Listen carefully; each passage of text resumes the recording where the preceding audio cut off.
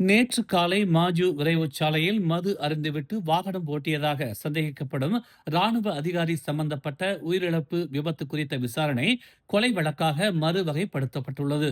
தண்டனை சட்டத்தின் 320வது பிரிவின் கீழ் கொலை விசாரணைக்கு வசதியாக சந்தேக நபர் ஏப்ரல் 28ஆம் தேதி வரை விளக்கமறியலில் வைக்கப்பட்டுள்ளதாக கோலம்பூர் போக்குவரத்து விசாரணை மற்றும் அமலாக்கத்துறை தலைவர் சம்சூரி இசா தெரிவித்தார். முதற்கட்ட விசாரணையில் 31 வயது அந்த ராணுவ அதிகாரி எதிர்திசை பாதைக்குள் நுழைந்து 41 வயது இ ஹெயிலிங் ஓட்டுநர் ஓட்டி வந்த மற்றொரு காருடன் நேருக்கு நேர் மோதியது தெரிய வந்தது.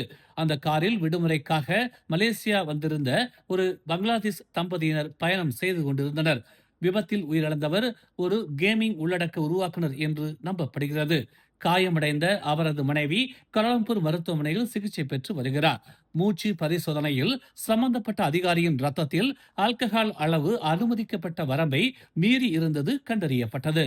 மேலும் செய்திகளை தெரிந்து கொள்ள தமிழ் மலர் இணையதளம், தமிழ் மலர் செயலி மற்றும் மலர் டிவி யூடியூப் சேனலை வலம் வாருங்கள். எங்களோடு இணைந்திருக்க மலர் டிவியை பதிவு செய்து கொள்ளுங்கள். உறவுகள் மகிழ்ந்திட விருப்பம் மற்றும் பகிர்வு சேவையை சொடுக்கிடுங்கள்.